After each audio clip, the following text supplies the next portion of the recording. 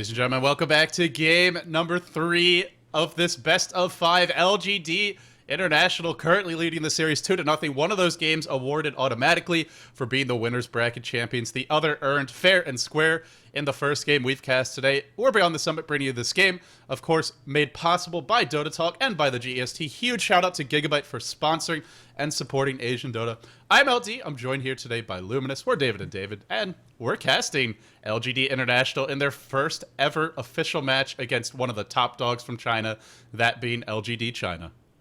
Maybe the top dog is just LGD.int because they certainly their armor is fresh, new coat of paint. Nobody has even dented, and they're looking perfect so far in today's performance. Great draft, great laning, and just really showing how it's to be done. Now, to be fair, they haven't played for that long in China, so to some extent you always have, you know, kind of that honeymoon effect where teams haven't studied you as much, where they're not as familiar with playing against you. Every team has its strengths and its weaknesses. That being said, I'm with you, man. They are playing some sensational Dota. Now, this could be an opening for the Chinese squad to claw their way back into the series. They get a first pick mag, and if anyone can play that Magnetar, it is Yao. I think he's maybe had a bad reverse polarity once, and I've seen him play him like 8-10 times over the past month. Something insane. I personally would never give him away to anyone, let alone to Yao, but they feel confident about giving this away. Let's see if the international squad has the counter for the mag. I just want to second that statement. I mean, he had one battle one time when he was like 13 years old, like 4 years ago. But ever since then, those magos are just hitting. And I don't know how he does it against its pro teams that spread very well. But on the flip side, Bat Rider is a hero that we know what he can do. You expect him to win the lane. And so far, I don't see any hero that even is near capable of dealing with this Bat Rider. So if they don't get something, a quick Blink Dagger on the Bat Rider could really make a nightmare for even heroes like Magnus and Night Stalker, who are normally very tank, but just so slow with the turn rate being slowed down. And, you know, Firefly's no joke when you're melee. It is. Of course, Mag, he doesn't just give you the team fight. He gives you the empower. He gives you that great initiation in the form of Skewer, where he prints himself to safety as well as grab you one of your heroes. So we'll see. We'll see. They have picked 3 melee heroes, and to some extent, melee heroes generally aren't happy to be playing against not only Bat Rider, but also Enchantress. That is a bit of a weakness in this lineup. Their lane's still fairly strong just because of how ridiculous Mag and Nyx, Assassin, Night Stalker are decent in lane. But I don't know. I think that is potentially a weakness LGD could look to exploit. Also, or the international squad could look to exploit. They're also lacking a bit in terms of anti-push. And, well, I wonder how they're going to round out this draft. Do they go for a carry? Because right now, they don't really have one. In fact, neither team does. Yeah, but when you run Night Stalker and Magnus, whoever you pick becomes a very decent semi-carries in power 50% bonus. And Night Stalker could definitely put out a couple of right clicks. And I'm looking at Brax's hero. He's not going to be playing Darkseer this game, nor will he play Bounty Hunter. You know what a hero will be really good here? Clockwork. Clockwork. It will be absolutely brutal here against LGD China, because look at how many melee they have. BKB or not, you're going to get Monage rating against this team. It's just absolutely insane as well. But they're going to go with Brewmaster. We've seen G run this on the mid lane, so they have just many options of running a mid hero. Bat Riders could do it, Rubik could do it, Brewmaster could do it. Most likely we're going to see a 1437 handling the Rubik as a support, but you never know. You never know. I'm wondering what Pycat's hero is going to be. It hasn't been picked up yet, or if it has, it's not a traditional Pycat hero. Most of them, in fact, pretty much all the bans, it looks like, directed at Pycat, especially these two, the Lone Druid and the Clinks. We saw his Clinks yesterday. It was a lot. In the end, it wasn't enough. Wow, Juggernaut! This makes sense. Early push, abuse the Enchantress, you have the healing ward, gives you some mid to late game DPS. Of course, a lot of LGD's damage, the Chinese squad's damage, is magical damage. And then you have the ult to kind of burst heroes down. I like this pick. I think, given what they'd already picked up, it's probably the best carry left on the board. Yeah, I mean, earlier you were asking what does the Radiant, or the Dire team in this case, the Chinese team, what do they have for tower defense? And looking at it so far, they got to pick up Lightning Strike. Oh boy, from Leshrac to get any kind of tower defense. But when you go in Lightning Strike, you're missing a lot of the damage from Edict, or missing that stun. But in case Sylar is going to be playing the Sven, that's the last pickup. How do you feel about Sven against Bat Rider, who could easily disable you, slow you down with Napalm? How do you feel against Brewmaster, 6-second disable? and of course Boulder Bash as well. And against Enchantress Slow. Now, all of this is very valid before the Black King bar, but I imagine Sylar is going to spend a good deal of this game without the BKB, as LGD International is very, very early game based, and they will take the fight to Sven, early into the game. I feel pretty bad in the laning stage of LGD International. They have tons of stuns. They have two fairly powerful solos in Xiao 8's Night Stalker and Yao's Mag. In spite of that, I still have to worry a little bit. I mean, if on the flip side, if they have a decent laning stage, they hold on to their towers. They've got some anti-push with the Mag, possibly lightning from Leshrac. More importantly, they've got that ridiculous Mag plus any carry, and in this case, plus the best carry to combo with them, the Sven. Right. If they ever hit a good RP and they have any kind of items on the Sven, that's pretty much an instantly won team fight. But that's if they hit it. Will they? Batrider's great at disrupting that. Juggernaut's great at finding the solo kills or just tanking through it with Blade Fury and Healing Ward. I think this is a matchup that could go either way, but for me, LGD International, the first 5 to 10 minutes are going to tell the tale of this game. If they don't get a couple of towers, or at least some really dominant laning performances, I think it's going to be the Chinese's game to lose, especially being on the dire side, having that Roshan advantage.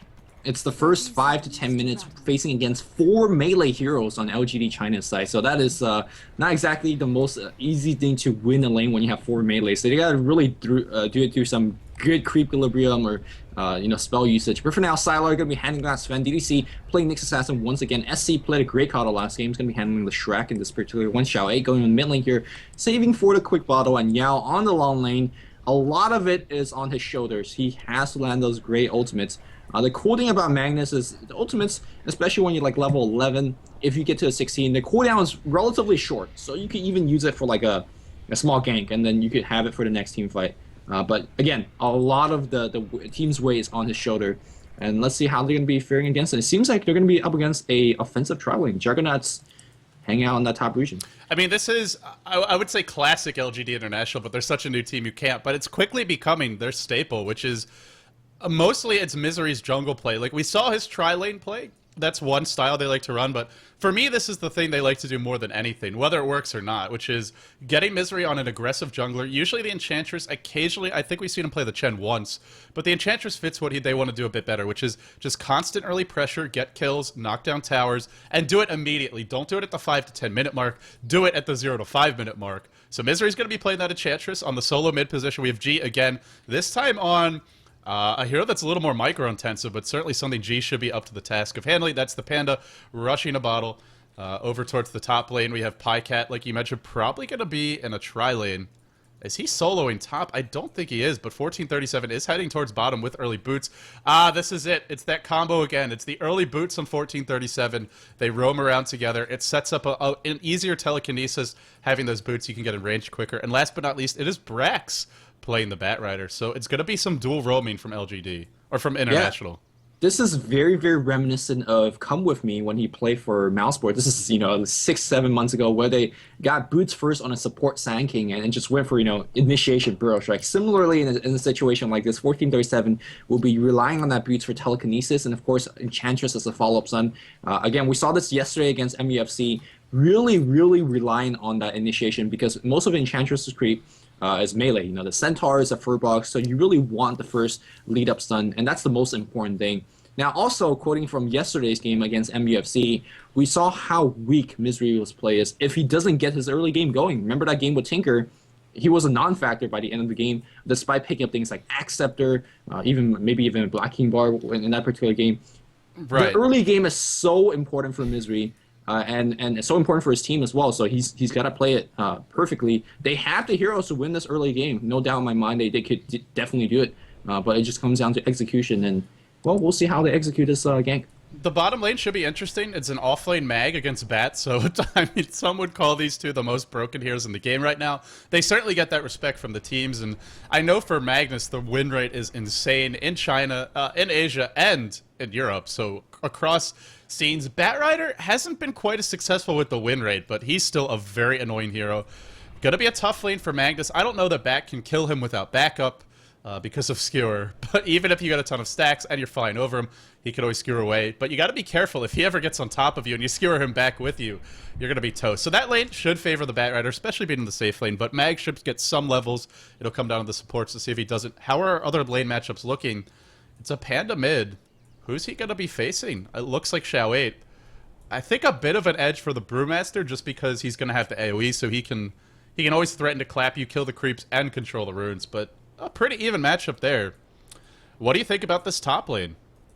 Well, real fast, a quick word on the mid lane is I think it favors it favors G. Is that what you said?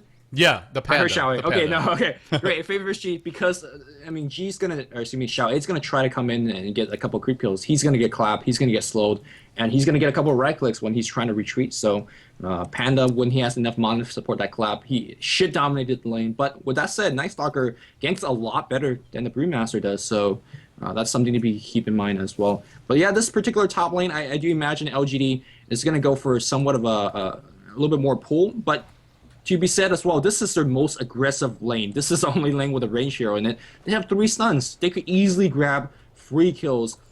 They just have to do it against the Rubik. They can't do it against Juggernaut, as the spin will immediately take him out of stuns. So you know we'll see how it goes. You gotta initiate with Impale though if you want to go on Juggernaut. I guess they're just leaving him there to solo that suicide lane. Maybe they're expecting the offensive tri lane from LGD. Skewer Yao on the high ground. You telekinesis up there, then skewers away to safety. I mean, we've seen some great Rubik play. The bear being thrown up on the ledge last game, and now this Yao thrown up on the ledge. Too bad he doesn't really care, but hey, loses some mana. Yep. And seems like we're gonna see a little bit of nip pooling action happening, at least for now. Meanwhile, allows Enchantress to grab a creep. They do not have a Smoke of the Sea. No, nobody has it. So it's gonna be tough to gank that mid lane, and it's going to be very tough to really gank the top. So I wonder what this plan is. This is just some straight up double jungle. I actually don't think it'll be that hard because they have the early boots on Rubik. If they get the right creeps on Misery, I think they can just walk up the lane, get in range, and pull him back into the clap well, it would be a double clap right now. We'll see if they try to go for that 1437 lurking in the wings. They're going to look to surge straight up the lane momentarily. I think if Panda can get some denies, G should frantically be denying all the creeps right now. And it looks Xiao 8 knows. Look at how defensive he's playing. He's using Voice for last hit against a melee hero. I mean, you don't have to ever do that if you're feeling so defensive. He knows what's up. Perhaps seeing this strat many times, practicing against this strat many times, and he's not going to fall for it. Well, they're not doing any pulling. This is wasted time. In fact, they're still sitting here. Did he spot those 2 heroes? Game sense is one thing, but if he saw them, then he's definitely going to stay back.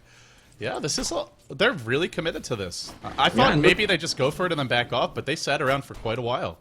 Look at Xiao 8's item choice. Usually stay for the quick bottle here, but went for the boots of speed, just really making sure that he does not. Yeah, so it's just this is those small nuances that distinguish a really good player. Meanwhile, G, of course, having the control of this lane, gonna go for a bottle, really allowing him to go for harass as well as regen, and he's gonna push this wave with relative ease, and he's gonna get those. Oh no, Yao might be our first blood. He's gonna skewer away, and he will just escape with 15 HP, or maybe not. Brax needs a couple more auto attacks. Brax is gonna give up a first blood. Skewer too strong. That was a 6-stack Batrider, and Yao baits Brax into an overextension. Oh man, that was a kill he really did not want to give up. Because this lane should be the Batrider's favor. Now, Mag's going to have a decent time. Great salve at the end as well here for Magnus, taking no chances. Stout Shield probably doing some work in throughout that as well. Meanwhile, top lane here, Pinecat, how's he doing? He's at least grabbing level 2. He's going to hit 3 momentarily as well. He's got 3 creep kills in his name, and a melee top suicide lane. He's doing okay, I gotta say. Well, it is hard to initiate upon him, but with the mana burn, they're going to chew through the rest of his mana pool. And normally, if they try to initiate upon you, they really can't do anything. Because Stormbolt, you see it coming, you just cast Blade Fury, you walk back to your tower. There's no real physical damage here. But when the mana's gone, then you don't really have an option. Well, we'll see. I figured they would send him some support. They wouldn't leave him there on the island forever. But they actually want to go mid. They're not going to help out that Juggernaut yet, leaving Pycat to his own devices. showing some very, versatile, hero rules, not just having one as a farmer. Here's the Drunken Haze to set up the initiation. Misery has the slow, not using it just yet. Shall we throw him back into the creeps? Once again, they're tanking the tower. Got to get that aggro off Misery. They will do so. Look at the micro that comes out, but is it going to be enough? There's no mana for a clap. Shall we, with those early boots, dodges a bullet, and he lives, and more time not working out. And Lumi, I gotta say, because of the hero composition, this is something the international squad cannot afford to keep on doing. Any other player would have gone for greedy and got the bottle first and would have dived right there. And that would have been a big drain on their go. Yeah, but remember what we talked about. If Misery does not get those early gank going, and last time I checked has not gotten those early ganks going, he's going to suffer in terms of both EXP and go intake here. G, of course, is controlling the mid lane. G's got to do a lot as well. Last time we saw him play this here on the mid lane, got quick arcane boots, got quick blink dagger, and really did a lot for his team. But similarly, this game, he's got to do a lot as well. And of course, you got to keep in mind, you don't expect Yao to get that first blood on the bot lane. This bot lane is won for him right now. He's still being harassed back. Batrider's got a lot more farm than he does. But still, I mean, he's feeling happy with that first blood. Absolutely. It just gives you a little more sustainability and survivability in the lane. Sure, Brax's out farming him, but that's okay. It was two smokes crossing in the night, but they didn't actually run into each other. Here they go onto the top lane. Sylar's caught alone. He's getting pulled back in. Now the Blade Fury. He does Warcry away. And Pycat just unable to keep the chase. Was he lagging? Because he just stopped moving there for some reason. He had no boots versus Tread and Warcry. Just gave up. Yeah, Sylar's walking around. He might actually just go straight up on Misery. Here comes true support, not smoked up. There's no wards detecting them though, but there is the big creep from Enchantress seeing this. Misery in an awkward position, being trapped between. Oh no, Sylar's gonna come around. There's a Stormbolt, and here we go. Spitter to follow up. A perfect chain stun being landed up here, and Nyx Assassin picks up a kill. Again, Misery not having a good early game. Well, they ran the offlane Juggernaut, not really a hero that can shut down Sven at all. Not the best killing hero, especially when he's being denied that early farm. Such a momentum-based carry. Sure, he's got some utility, mainly the healing ward, but he's not even going for it. He's taking points and stats, anything to tank up. Mid lane, there was another misfire. G dove the tower, was so close to killing Chow 8. Chow 8's HP bar basically disappeared, but he lived. And that's just another opportunity to find a kill that, once again, not quite having enough damage, just a little bit short in pretty much every situation so far this game. And, the international squad, they've got to know that with their hero composition and the way they've played this early game, they can't really just sit back and farm. They have to take a moment to kind of collect themselves, get up those core levels, but it can't be for more than maybe 3 or 4 minutes. Then they got to resume the aggression. Looks like Panda's close to a blink, Batrider close as well. That's going to be the real defining moment of this game. When they get that double blink, what can they make happen with it? Yep. Also, the thing that I'm looking forward to in this first nighttime is how well the Radiant team will counter gank us. They're going to go straight to Shao, throw him up on high ground. Oh no, he pops the haste, but really, what are you going to do? Nice Panda split, and now DDC's on the run. He does get the Spike Carapace off, but DDC, oh no, Cyclone on the high ground, canceling the TP on the Night Stalker, so he's not doing anything for a long time. Night Stalker on this high ground, flapping his wings. How ironic that he can't hover down. Oh, game flavor fail here for Night Stalker. Well, he's a little too muscular. Those wings need to be like 3 times that size to allow him to actually fly. They just give him a little extra momentum when he's skating around. But my, oh my. How long is he going to be trapped up here? It's going to be quite a while. A full 55-second cooldown, I think. A full minute where he's just not doing anything. And this was with a haste. That was, it was the perfect decision by him to try and TP towards mid. And because he has the haste, so he can come right back to the fight and probably find at least 1 kill on G. The problem was they had vision of him, so it turns out to be a wasted opportunity and a wasted haste rune. And this is nighttime, and this is not a very good time to actually being trapped and kind of dilly dums around. And I'm pretty sure Rubik's gonna just stand here and wait for him, because why the hell not? What are you gonna do as a support Rubik? As your teammates are pushing or just farming it up? Well, he's out of mana, so we'll see. That's sad. Somebody, hand him your bottle. Just make this a nightmare for the Night Stalker. Earlier I was talking about how will LGD counter gank in this particular first nighttime, because if you're looking here like Batrider as well as the Pandora and Brewmaster, they're like one of the game's best counter ganking duels. You TP and you Napalm and you Firefly and then you Flaming Lasso. That's a free kill. Of course, with the Panda Ultimate down, his counter ganking spells are not as good, but one is up, you see the Night Stalker diving in, you could easily kill him or disable him under your tower and really turn that fight around. It goes both ways. Night Stalker's a great counter ganker. Sven's a great counter ganker, especially with Warcry, just making it so easy to chase heroes down. But most importantly, it's Mag, and he's level 6. He's got the ult, the RP's ready to roll. And LGD International, they're probably feeling the pressure. They know they have a lineup that has to make something happen over the next 5 minutes or so, or this game starts to pull away for the Chinese squad. So, knowing that, I expect to see TP scrolls up on everyone, possibly a smoke bait, or just heroes being ready to rotate towards mid if a gank comes. And one other thing to be pointed about the Chinese squad, they're pretty tanky overall. Night Stalker, Sven, Mag, not easy kills. Even a hero like Nyx Assassin, he's got Spike Carapace, not someone you normally want to focus. It's only DD who's going to be an easy kill, but hey, if they give up a Leshrac and they turn a fight around, they're fine with that. The quote-unquote advantage of picking up 4 melees is that your 4 melee heroes are going to be somewhat sturdy and tanky. One thing I do want to point out is that earlier we said that the Dire team very weak in terms of counter pushing, although they haven't faced against any pushes just yet. Leshrac, look at skill build, going for Lightning Storm, just really covering all bases, making sure that they're not going to give free 1,000 gold to that Enchantress push coming in the mid game.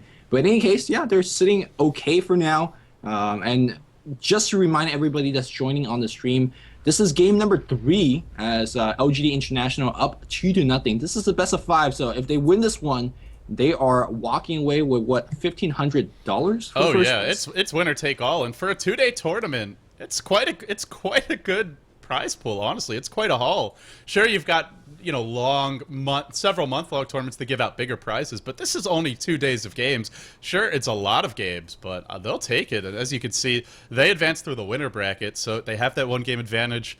This one not looking so good for them, and the LGD China squad, they're a team that once you give them an inch, they know how to take a mile. We saw that really all the way on the run up to and at the International too. So LGD International can't get too confident here. They gotta really try to make as much happen in this game. Sure, they can give a game away, but they gotta, you don't want to throw this one away and start giving the Chinese team some momentum. Yep. What we saw yesterday in a very, very long game between LGD International and MUFC is that towards the later stage of the game, that's when International starts to make repeated hiccups. We saw Misery getting picked off many times, we saw G getting picked off multiple times. So that's a stage of the game that perhaps they're not as confident with in the early stage. So again, this game is expected to drag out a little bit longer if Nirvana China wants to play, or LGD. Did I say Nirvana China? I meant LGD China. It's playing the way they want to play. Lumi with the throwback references there. And, well, you said maybe not as confident. I think it might even be the opposite of just being a little too confident as a team. Yeah. And that's sometimes costing them. They don't have the blinks yet. In fact, G goes for the arcane boots. He did have the bottle. He could have considered the blink rush. We've seen it, but they're going to play it safe. Brax has joined this fight as well. He walks down the river with the Firefly. Now he's going to make his way into the tree line, but the Firefly wears off. He will spot out DDC, who walks right in and obliges with what looks to be a free kill. Meanwhile, Mag lurking for the counter initiate. Will Yao find one of those epic skewers? He gets thrown up in the air right as he does. It doesn't matter. Still hits 2 with the skewer, with the RP. They're going to pick off DDC. Night Stalker in the front lines trying to finish off Misery. Now turns around out of mana. And speaking of Night Stalker, he was up on that cliff, apparently finally found his way back to the fight. Sylar has even joined it, so it's 5-on-5 Dota. We're 8 minutes in. No farming this game, that's for damn sure. Man, that was a great win, though. Despite not really anything happened, they got a kill on Nyx Assassin, they drew out a reverse polarity, and they didn't lose anybody. And Night Stalker chased the Enchantress, which normally you expect it to be a free kill, but Enchantress was low, I got heal. You're melee. And Is that what she said? Low. And then spoink. And spoink. Yeah, so making sure that we are getting all the Enchantress vocabulary down. So a great win here, and now LG China, they're gonna just go back to their farm, which I don't think they mind, but they really wanted to get at least 2-3 kills with that reverse polarity. I think the key is they dodged a bullet, so they don't fall behind. Because if they die, they're losing to tier 1 mid. Then the next fight gets tougher. Then Night Stalker has more room to roam. The Panda ult cooling down soon. The key for me is, I talked about the double blink, but it's only Brax going for it, so it's even more pressure on him to find some openings. They got to start getting these kills and getting them soon. Soon it's going to be a Nyx Assassin who hits level 6, greater tax on your supports. They always have to have sentries in the lane. Sure, when you're ahead, that's no big deal. We saw the International squad doing that, no problem. In the last game, but they're not ahead by any significant margin. Slightly outfarming their opponents, but not too much. G's going to get initiated upon. There is no RP. The ult's going down in 7 seconds, but he might die before he gets it off. He will. Where's the evasion when you need it? Pretty low miss chance at level 1 Drunken Brawler. Not going to pay off, and do they push mid now? They certainly want to. Yeah, that ultimate is still on just for a tiny bit. He's gonna pop the magic wand and gonna go straight here for Misery. Misery's gonna get a stun. Nice two-man impale. Oh, is gonna get the kill here, but now 1437 in big trouble as well. Teleportation comes in. That is from the Panda, gets cancelled. No, that's from the Juggernaut, excuse me. And, well, with the Juggernaut canceling the TP, that tier 1's free now, and they're gonna correctly identify that and just try to do as much damage to it as possible. Yeah, Batrider's actually just desperately trying to farm up that blink. If Brax had his blink there, could have TP'd and joined the fight. I mean, that hero is just so disruptive. It's a 4 melee lineup. Also, you've got a ton of, so you're more likely to be hitting them with Firefly. The sticky napalm is more of a nuisance for heroes that constantly are turning and trying to stay close and locked onto their targets. But he doesn't have it yet. All the time he spent roaming mid, that's time he could have spent farming it. He's gonna get it now. It's still a reasonable time to have your blink dagger. But remember, this was a safe lane Batrider who was soloing against a mag. Imagine if he had gotten the first blood, it would have been up a good 2-3 minutes ago easily. And the mag might have died since then and not had the RP. So those early miscues or just slight missteps are coming back, not to haunt them, but to hurt them here as we approach the mid game. It hurt them pretty bad as, again, they're a team that's really dependent on that early game, and Batrider's one of your best hero in that stage of the game. But for now, the Chinese team fairly happy with the positioning. Again, it's only a 2-kill lead. The goal lead is not exactly there. In fact, they're down behind 700 gold. But they are going to be seeing a big gank coming their way, or a big push coming their way. Pycat does not have any healing wards just yet. Only level 6, man. Just having a really rough game. But does have the poor man shield as well as Trango boots up and slightly ready to pressure this tower on top. 0 points in the healing ward. It has become just the new thing with Juggernaut over the past 3-4 months, always getting the healing ward and often skipping stats entirely. But in that suicide lane, just not really getting any kind of farm, not having the early drums, not getting an early soul ring, not being given much farm priority. I guess he needs the stats. That's the thinking by Pycat. Also wants to make sure he can tank enough to be able to use things like Blade Fury and the Omni Slash. Whatever the reasoning is, well, he doesn't have the healing ward, which is great. Yep, and they go. They come in with a blink ultimate against Sylar, down to about half HP. Panda not using his ult just yet. Sylar drops a Storm Hammer before he dies. The Z buyback. Oh, looks like 1437 is going to get dropped as well. 1 for 1 so far. There's a buyback coming from the Sven. Reverse polarity. That's going to grab Q. Panda does have his ultimate, but he's silenced up. Gotta kill him quick. No, he ults off. Meanwhile, Misery's going to drop a huge impetus before he does die. Focus on the Fire Panda. They could just right click just about everything, but the Storm Hammer does have, or the Storm Panda does have the Windwalk. They're all on the run. In fact, does he actually want to turn around and kill? Uh-oh, they just want the melee. Oh no. And then it looks like Panda does die as well. So great counter game. Good buyback from Sylar. It was expensive, but it was well worth it. Right, and because he's got Mag on his team, he doesn't have to be that ultra-hard carry who relies entirely on his own farm to have an impact. Also, he's Sven, so he doesn't really need that many items. Totally worth it, plus they protect that tier 1 top, the international squad, the ones who need the early towers. Lumi, we talked so much, we talked to death this concept of counter-initiation during that pause, and we saw it there, the RP, the buyback TP from Sven, and the other thing we discussed, the tankiness of these heroes. It took forever to find those kills on the Chinese, for the international squad of the Chinese heroes, and while that was happening, the kills were going the other way. Now 1437 gets picked off, in comes Brax, he doesn't have the lasso for 10 seconds, does he need it? That's a Blade Fury hitting 2 heroes for almost maximum damage, but that's a skewer. Well, is it really the best skewer? Maybe not. Brax still giving chase. Hero Brax driving everybody back into the enemy team, into the clap. That was a 3-4 hero clap. That was just a massive amount of AoE damage, but can they find this next level of kills? They really want 3 or 4, not just a handful, and it looks like in the end, Misery's trying to arrive, but it's too late. The damage done. Panda will fall. Just blows being traded back and forth, but even trades for me are going to favor this this Chinese squad. More buyback and more teleportation comes in. Sylar taking a bunch of damage from Impetus. One more and walking back from Misery would do it. No, he's chasing, still chasing. There's a slow, a couple more right click here. 1437 gets a gift. Multiple buybacks does favor, in my opinion, the Dire team. They are just extending this game, trading kills back and forth. Both teams getting lots of EXP, lots of gold in doing so. And again, The Dire team, a little bit later game, reverse polarity is back up. Man, we talked about the short cooldown. Didn't we just have a team fight here? And now it looks like they're gonna just jump right in for the team fight. No, flips it up, trying to protect Tower. The Lightning Storm doing so much, and now Misery caught out of position. Impaled's gonna be on 2, reverse only on 1 because the other one just died. 1477 gets focused. There's a Smurf to finish the job. The spin coming in from Pygat trying to kill DDC. The Firefly doing so much damage. Look at the napalm. They are not moving at all. G's ultimate down for 34 seconds. They're trying to focus in Mono Burn. Smurf right clicks. They're gonna bring him down as well. Again, back and forth trades just favor LGD China.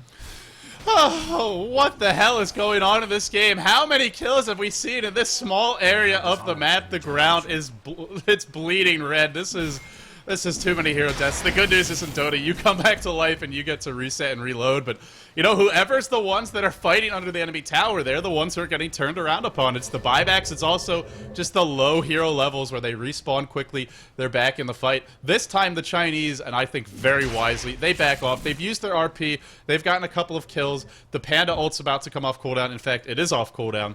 Why force any more fights? You got what you came for, which is even trades. And in terms of levels, the Chinese squad going to benefit overall more from those. Juggernaut levels are nice. Panda, the level 2 ult's pretty nice. Batrider, it's decent, but nothing compared to getting that maxed out Warcry, that maxed out Cleave, getting the Empower leveled up. LGD just so much more, they make so much better use of experience. For me, a huge win, I call them LGD, the Chinese, a huge win for them overall in that engagement. Yeah, as soon as these guys on the mid lane see the push coming on top, they're like, you know what? You could take that tower for free. We're not going to be able to defend this. We don't want to fight you for that tower with your Panda ultimate on. We are going to just take your tier 1. So a fairly favorable trade, in my opinion, for the Chinese, considering that the mid tower means a lot more for Roshan engagement, as well as, again, you're trading towers when you're in a later game position. So you're basically extending your goal lead by that tiny bit. You use gold a lot better. Neo Magnus, though, he is landing good reverse without that Blink Dagger, but he's trying his best to work towards that Blink Dagger. Man, if Yao gets a Blink, this game could really be split open. Here comes a tier 2 push. Wait. LGD International says, if you don't want to fight us, we'll keep pushing. Wait, Mag doesn't have a Blink? I thought that's what Skewer was. Well, I'm just kidding. That's true. That is true. It is in some ways even better than a Blink, but of course, I mean, that's where things get really rough, because suddenly you've got a Batrider lasso, except it also brings the hero that's initiating back to safety without needing to force staff, and it's got a much lower cooldown, especially until that lasso gets maxed. Blinking forward, skewering one back, rinse and repeat, and once they find one, they find more, because the one thing this team really is going for them is great chasing potential, especially once the Sven BKB is out, once the Night Stalker BKB is out. Warcry and Hunter of the Night. Also, we haven't really seen that second nighttime yet, and so this is, although it's looking decent for the international squad, it has to look decent now, because it's the daytime. Once that second night hits, it gets a lot harder to find those kills. Yep. So I don't want to really underestimate the international squad's pushing power, as they have a lot of sustain. Pycat does have that first point into his healing ward, and if you do somehow get 3 or 4 kills, suddenly you're losing the tier 2 tower on the top. You're probably even losing the tier 3, so the Dire team got to be extremely careful about their position. Good micro here from Misery, sending Centaurs around, making sure they're not getting jumped on, making sure they're spotting out any smoke usage, and LGD just hugging this tier 2 for life. They don't want to go out. Perhaps they're just waiting for the nighttime. That is not coming anytime soon.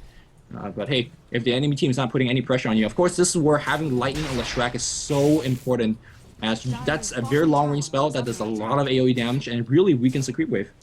Well, 2 heroes back at the base right now. Something has been delivered. Sylar getting close to the BKB. They're going to smoke up at the base. That is a really safe smoke. They leave 3 heroes at the tower, maybe trying to bait the international squad into a fight there, but the international squad thinks better of it, and for me, this is the perfect decision. It's very deceptively hard to kill this this Chinese squad, especially because they've got so many tanky heroes and escape mechanism survivability. Oh, is there Sentry Ward mid? They've been pretty good so far, but they dropped one right now, and they see him right now. Ultimate initiation from the Batrider. How do they know? DDC in big trouble here. Ultimate from the Panda, and everybody's on the run. Skewer trying to be casted. Yao taking a lot of damage. He skewers back out to the tower, but he just dies. Ultimate. How did they do so much damage? In either case here, there's a storm dragging SC in the air. The teleportation comes around. Now Panda ultimate's done, and now it's Sylar's party right on the tower. Did you get the tier 1 tower? Sylar not gonna fire off that storm hammer. They want Panda. Panda's still very tanky. Nighttime is over, artificial night's over, but they do get that 1 kill.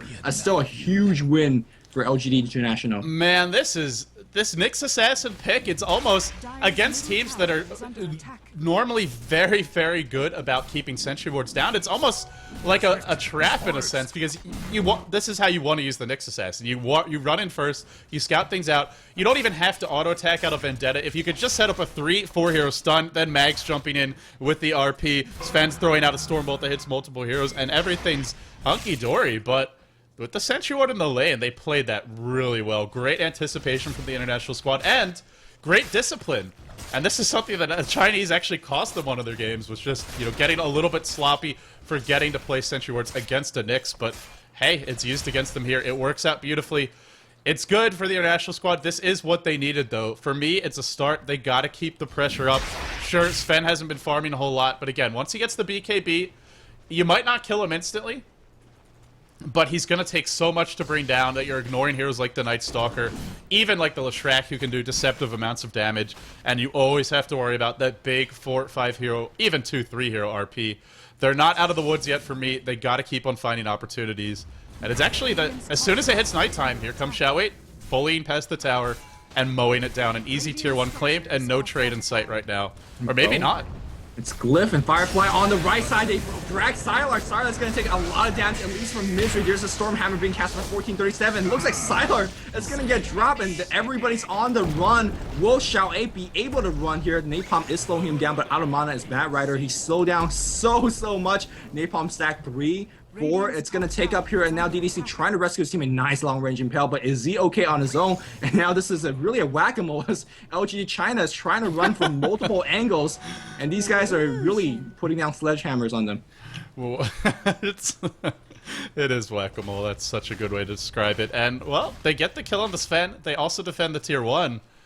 It's that Bat Rider, man. We've seen this from Demon in the G1 League. We've seen it from so many Bat Rider players, especially in Asia, at least for the games I've cast, where if they start to find these openings, it just gets really scary to push against. And sure, you've got a great team fight. I'm the ultimate disruptor of team fights. I'm the ultimate melee counter. Still looking pretty solid. It's stabilizing for the international squad. They're leading by a very small amount of gold. That's not really the main thing for me. The main thing is that they're getting some sort of momentum in the game, and they're maybe forcing the Chinese squad into a defensive posture, which is it's what they need, because they have to outfarm them, they have to get the bigger items up sooner, and they have to find a way to get some more map control. It's still a game that the Chinese will take late unless the good luck continues. Or not good luck, but good play. I just feel like whatever International is doing right now, it's just not enough. I mean, they won a team fight mid, they took a tier 1. They're going to win a team fight mid, and then they're going to probably take a tier 2. It's just that they're so here we go, initiation against Xiao 8. Clap Ultimate's going to get dropped here by G. And now they're going to be chasing, of course, Storm. Leading the charge, he's going to Cyclone the Leshrac now in big trouble as well. I think he just ditched Leshrac, but it looks like he's going to go right and Skewer. Reverse Polarity, it's going to grab on 2, but do they have enough damage output? Yes, they do. With the Storm Hammer, Spycat just drops. They see 1437, out of mana to say, and they're still chasing back and forth. Everybody's doing their own thing. Meanwhile, G on the top line here, getting picked up by Xiao 8. Buyback here, 4 for nothing, 4 for 1, as they did pick off 1. The buyback comes in. And look at the differences. When LG China, they win a fight, they win it big, and they will push down towers. When LGD International win a fight, they're so dependent on that Panda Ultimate, they just have to back off. They don't get too much structural damage. In this case, LGD is just really showing that they're the stronger team at this point of the game. Their composition is just so much better for these engagements. What does Enchantress really do in a 5-man engagement? Heck, what does a Juggernaut do when the entire enemy team is Warcry, can easily walk out of Blade Fury when he doesn't really hit that hard with his Omni Slash? It's a decent ability to have, but you can always be silenced. You got to worry about the chain stuns. The big X factor for me, well, now he's got a Blink Dagger. It's Yao. He hits a 2-hero RP. And the other thing, and something we've continued to harp on throughout this game, is when you have Bat Rider, you can lock down one enemy DPS dealer, one big team fight specialist. It's only one hero that you can lasso. That's not the same as an RP that hits multiple heroes. And although they lassoed up the Night Stalker, brought him down, they didn't deal with the Sven. And then he came in with the Stormbolt after the RP. 1 or 2 auto attacks, instantly 2 heroes dead, and then the chase is on. And that's really, above all else, where the squad shines. Their team fight is great. They're chasing even a bit better. Yeah, and more importantly, they're saving for buybacks. You kill one of us, we buy back immediately, walk right back in the fight. And there's very little you could do because that ultimate Flaming Lasso, you can't use it twice in a team fight. Again, initiation here. Xiaowei has a haste ring, so he's absolutely fine. The teleportation comes in. That is from Juggernaut. Juggernaut is fighting 3, spitting 3. Tower gets denied here, so that's pretty decent. But it seems like these guys just want to fight a Chinese team just chasing YN. And they do find Brax. Brax does have a lot of fire on the ground, but he's losing HP more rapidly. That might be his own blood on the ground here. 1437 gets silenced up and huge Omni Slash, but not doing enough damage because it's got no item. Highcat losing HP very rapidly. Spawn 3, man! Reverse! And this team fight not looking good. Stormhammer, everything following up here, and these guys are all dead. 5-0. LGD China looking to take tier 2. Has Yao ever lost a game with Magnetar in Dota 2? Has he ever lost a game on this hero? That one time when he was 14 years old, I'm telling you. I'll believe it when I see the footage. Oh my goodness. And this is with, I mean, they had, you know, like you said, it just didn't feel like enough. Even when they won a few engagements, when, you know, fans of the team maybe thought, okay, they're getting some momentum, they can turn this game around. You need a lot more of a lead than that to deal with this level of team fight, this level of, you know, just built-in carry potential. And once Fen gets his BKB, well, if you're not lassoing him, which that fight he wasn't lassoed at the critical moments, he's killing everyone, and especially with that mag to set him up. This game, I don't want to call it over, but they're gonna really have to screw up to throw away this lead. Yeah, the goal lead is not too big, but the hero kill lead and the EXP lead is really approaching a mark that is very hard to surmount. Brax perhaps had a lapse in judgment there and didn't see the haste ring on the Night Stalker, and that really allowed Shai to easily run away and come right back in. Of course, Blacking Bar now finished on Night Stalker. Did he use in that previous team fight? No, he didn't. I feel you have to focus the Sven or the Mag. Either get rid of the big team fight or get rid of the big damage dealer. Sure, Night Stalker's still going to do a lot, and he might kill you, but I'd rather take my chances with the Night Stalker than take my chances with the Sven, who's hitting for what, like 250, close to, you know, 275 damage. Maybe not quite that much yet, but soon it will be, because he's now up to 3.2k gold. Whether it's an armlet, whether it's just a Reaver going straight for a heart, really whatever. I mean, even a drums, whatever you want to go for is just going to do so much. That God Strength just so damn efficient at increasing your damage. I just don't think the Night Stalker is high priority enough to warrant a lasso. Yeah, at least not at this particular stage of the game. It really does annoy the Panda, though, if you do get a silence on him. In any case here, a little bit of impelled defensive action. Both teams have all their ultimates up online here. More importantly, the Panda ultimate is really the one that you want to really keep your eyes on. Of course, Reverse is up as well. Both teams dancing back and forth. And here comes Bat Rider.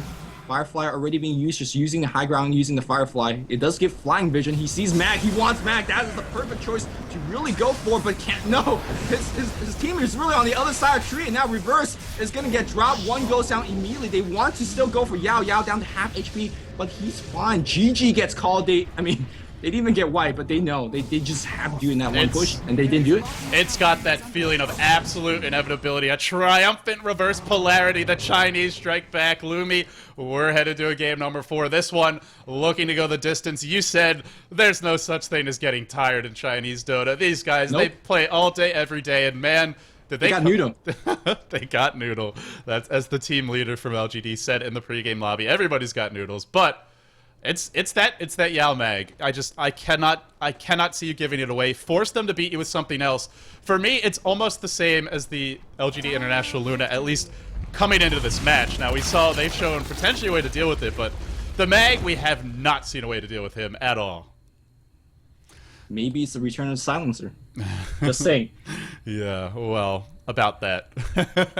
Guys, this was only game number 3. It is now 2-1, as you'll see in the green dots at the top heading into that game. This is a best out of 5. LGD International leading the series, but they take a blow here. They're still one game away from victory, but if the Chinese take that game number 4, then you got to think about momentum coming into play. The Chinese, certainly the team that's more experienced playing with each other. Can they force this to a game 5, or will the international squad strike back? We'll find out after these messages.